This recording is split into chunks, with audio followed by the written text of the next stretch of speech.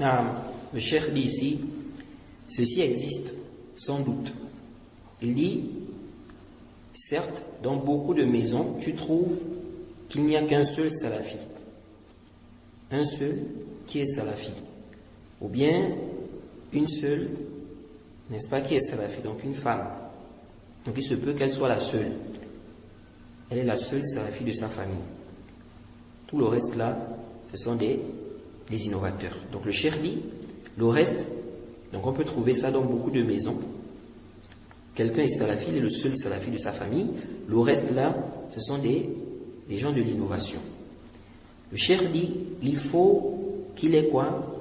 Qu'il ait une bonne politique, Jade, afin d'avoir quoi? De l'affection d'eux, afin d'être aimé d'eux, afin de les attirer avec, n'est-ce pas, un bon comportement bien, avec bonté, de manière convenable.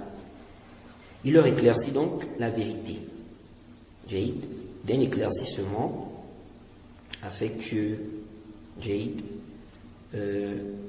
avec amour et sérénité. Il dit, il ne doit pas se comporter avec eux, n'est-ce pas, comme un lion se comporte avec sa proie, Jade, ou bien leur montrer qu'ils sont égarés et que c'est lui qui est sur le haqq, Jade. Donc le cheikh veut dire quoi ici? Il veut dire que il doit aller doucement avec eux. Il ne doit pas commencer comme ça dans les débuts.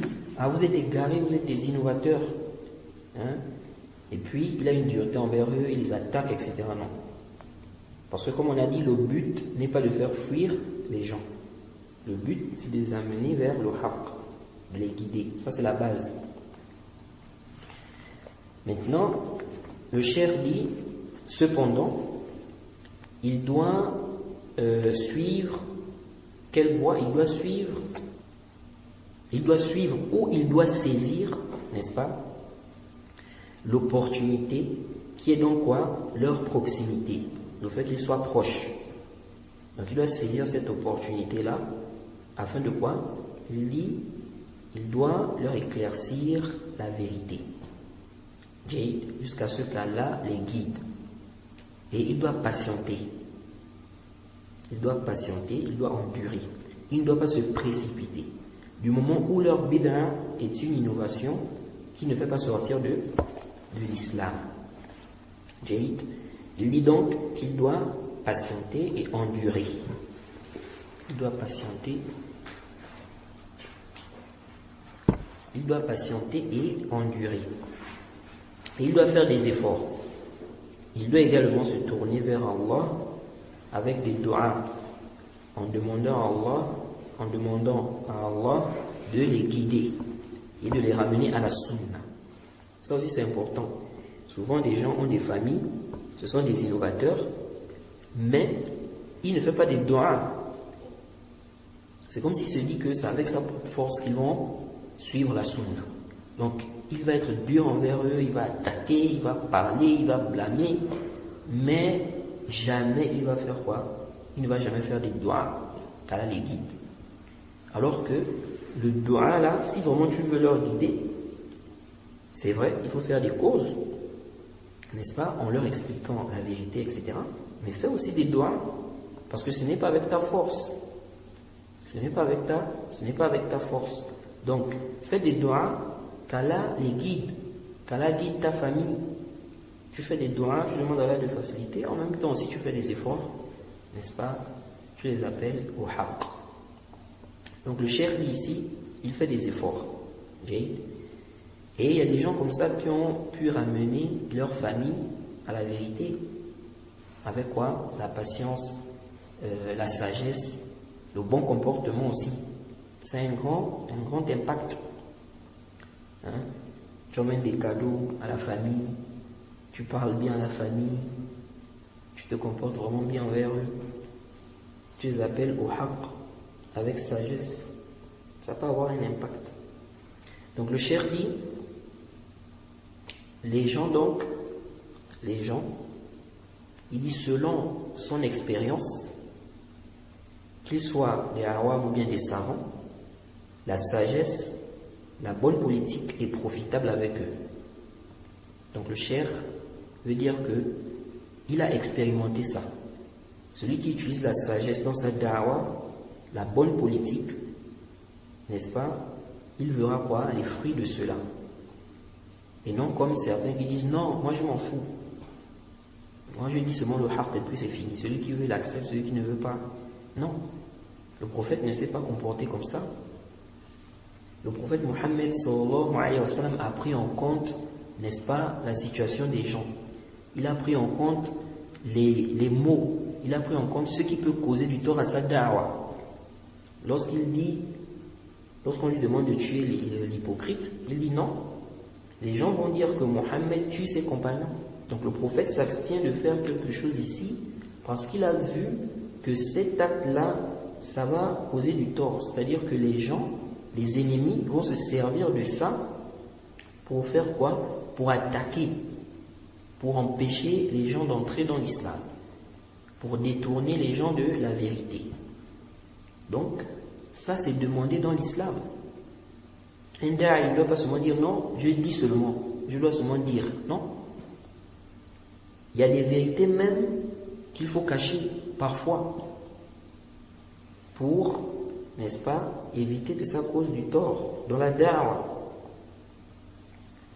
Ça c'est connu, que ça cause du tort à la personne, aux gens. Et les textes confirment cela. Donc, le cheikh a dit, de par l'expérience, il a vu que la sagesse, la bonne politique, ça fait quoi? Ça, c'est profitable pour les gens. Même avec les savants, même entre les savants eux-mêmes. Un savant peut se tromper et un autre savant veut l'emmener au haqq. Il va utiliser la sagesse. Le cheikh dit, quant au récalcitrant, donc celui qui est récalcitrant, il dit celui-là, on se comporte avec lui en fonction de la capacité, en fonction de la force. Jaïd, donc celui qui est têtu. Donc tout le monde n'est pas au même degré. Il y a des gens, n'est-ce pas, ils acceptent la vérité, ils veulent la vérité, ils ont besoin de ça, mais ils cherchent des gens pour leur expliquer. Et à d'autres, ils sont têtus. Ils ne veulent pas le haqq. Ils suivent la passion. Donc on doit faire la différence entre ces personnes-là. On ne peut pas mettre tout le monde au même stade. Tu peux trouver des innovateurs, ils sont dans un endroit, mais ils n'ont pas eu des gens pour éclaircir. Maintenant, ils ont appris que, voilà quelqu'un qui a appris la religion, qui connaît la religion, qui enseigne. Ils se rapprochent de lui parce qu'ils veulent connaître la vérité. Ou bien même ils ont écouté un dars. Ils ont dit, lui là vraiment, ce qu'il dit là c'est vrai. Lui il parle avec des preuves. Donc ils se rapprochent maintenant de lui. Je vais pas dire, non, écartez-vous de moi, vous êtes des innovateurs, moi je ne peux pas être avec vous. Non. Parce que c'est des gens, des ignorants, des awam, ils veulent connaître la religion. Jade, ils se rapprochent de toi pour connaître la religion, pour être éclairés. Ici, tu dois éclairer ces gens-là. Tu dois les emmener au haqq. Tu dois te servir même de cette occasion-là. Donc ici, là, le cheikh nous dit qu'on doit faire quoi? On doit faire preuve de sagesse. Maintenant, la personne a posé la question sur, par exemple, il a dit un frère. Par exemple, c'est son frère, ou bien son oncle. Qu'en est-il du père ou de la mère? Il n'y a pas de doute que le père et la mère aussi, tu dois faire quoi? Tu dois te comporter avec eux de la bonne façon. Si déjà ces gens qui ont été cités ici, le cheikh dit que tu dois aller avec eux, n'est-ce pas? Tu dois te comporter bien avec eux. Le père et la mère encore plus. Maintenant, est-ce que tu dois boycotter ton père ou ta mère? Ton père et ta mère, en réalité, tu ne dois pas les boycotter. Même si il y a certains savants qui disent que oui, on peut boycotter le père et la mère. Mais ce qui est sahih, tu ne dois pas boycotter ton père et ta mère. Tu peux boycotter ton frère, s'il y a ce qui implique que tu le boycottes. Mais ton père et ta mère, non. Pourquoi? Parce que, qu'est-ce qu'Allah a dit? Soit 31 au verset 14 à 16, Allah a dit, nous avons commandé à l'homme la bienfaisance envers ses pères et mères, ou bien envers son père et sa mère. Sa mère l'a porté, subissant pour lui peine sur peine. Et celui qui a vécu avec, n'est-ce pas, celui qui a vécu avec des parents, des femmes enceintes, comme par exemple ses tantes, ou même sa mère, il peut voir la difficulté dans laquelle les femmes sont souvent lorsqu'elles sont enceintes. Parfois, il y a des douleurs, elles supportent. Okay? Parfois, elles n'arrivent pas à bien dormir. Donc, ta maman t'a porté, elle a dit ici, peine sur peine.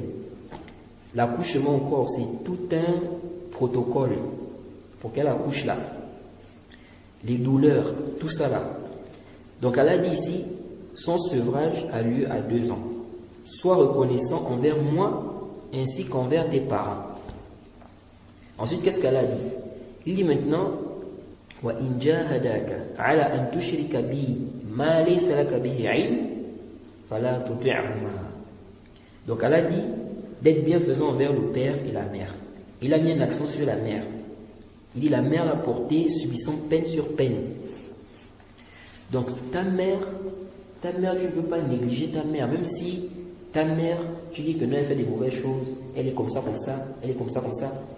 Mais comme c'est ta mère, celle qui t'a mise au monde, elle a subi peine sur peine. Tu pleurais quand tu étais bébé. Tu as peut-être uriné sur elle. Quand tu avais besoin de manger, elle s'est battue pour trouver de la nourriture pour toi. Il y a des mamans même qui vont faire la prostitution pour nourrir les enfants. Même si on dit que ce n'est pas permis, c'est haram. Mais regardez jusqu'où des mamans peuvent aller pour nourrir leurs enfants. Donc elle se bat. Et toi, tu vas insulter ta mère, tu ne parles plus à ta mère, tu ne cherches même pas à connaître elle est où, qu'est-ce qu'elle fait dans la vie. Non.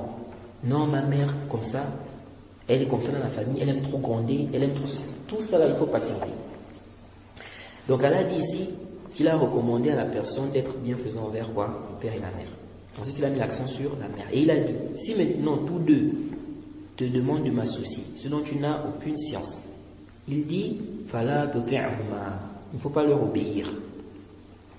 De là aussi, on retient qu'on n'obéit pas à la créature pour désobéir au créateur. Parce qu'il y a des gens aussi, où il y a des parents parfois qui se servent de ça. On a demandé d'obéir aux parents. Oui, on a demandé d'obéir aux parents dans ce qui est convenable. Pas dans le haram. Si le parent demande à l'enfant d'aller voler ou d'aller tuer, l'enfant n'a pas le droit. Il n'a pas le droit, même si c'est le père ou la mère. Donc elle a dit ici, s'il te demande de m'associer, ce dont tu n'as aucune science, n'obéis pas. Donc tu n'as pas le droit d'obéir ici, même si c'est ton père ou ta mère, même si c'est ton père ou ta mère. Ensuite elle a dit, donc tu n'obéis pas. Il dit, وَصَاحِبْهُمَا فِي الدُّنْيَا مَعْرُوفًا. Elle a dit, mais reste avec eux ici-bas de façon convenable. Donc, malgré qu'elle a dit ici là, donc malgré le fait qu'il a demandé de faire, que les parents t'ont demandé de faire le shirk, elle a dit n'obéis pas. Il dit mais reste avec eux ici-bas de façon convenable. Donc n'obéis pas dans ce qui est haram, mais tu ne dois pas délaisser le fait de rester avec eux de façon convenable.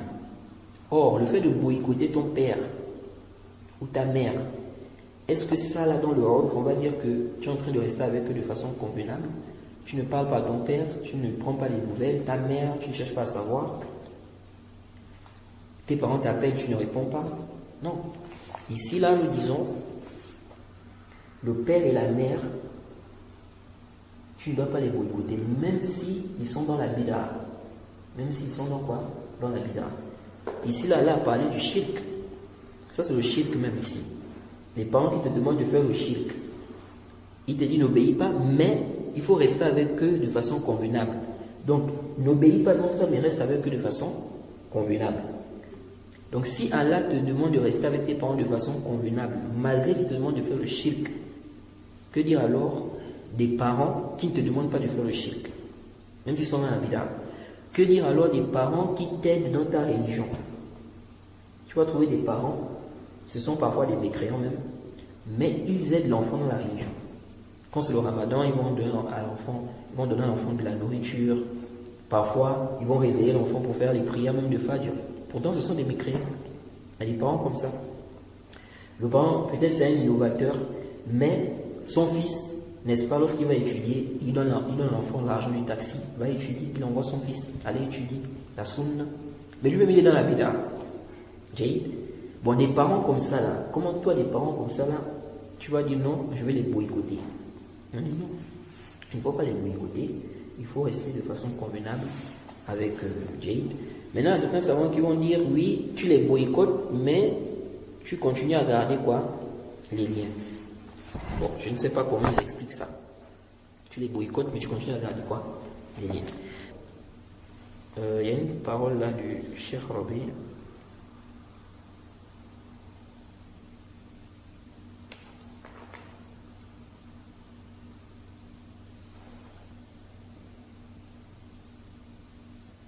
Si je retrouve ça.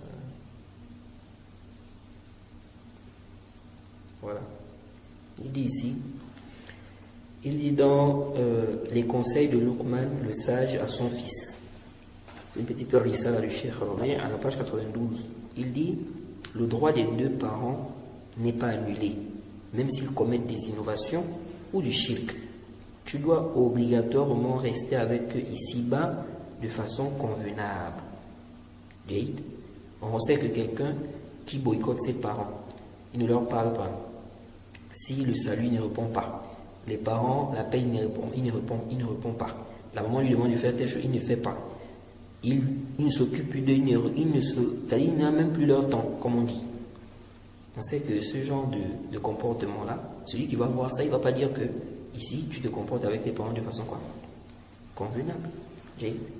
Donc, il faut faire quoi? Nous acceptons le père et la mère. Okay? Le père et la mère, ils ont un droit qui est grand sur le serviteur.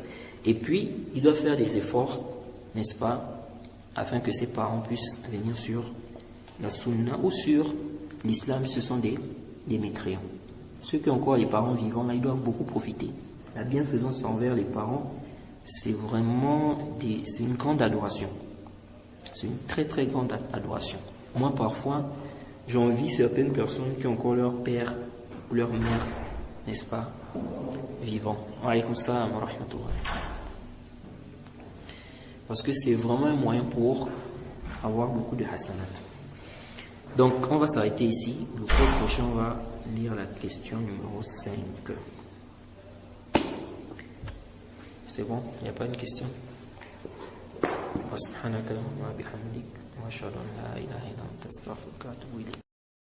Et quiconque fait scission d'avec le messager, après que le droit chemin lui est apparu, et suit un sentier autre que celui des croyants, alors nous le laisserons comme il s'est détourné, et le brûlerons dans l'enfer. Et quelle mauvaise destination!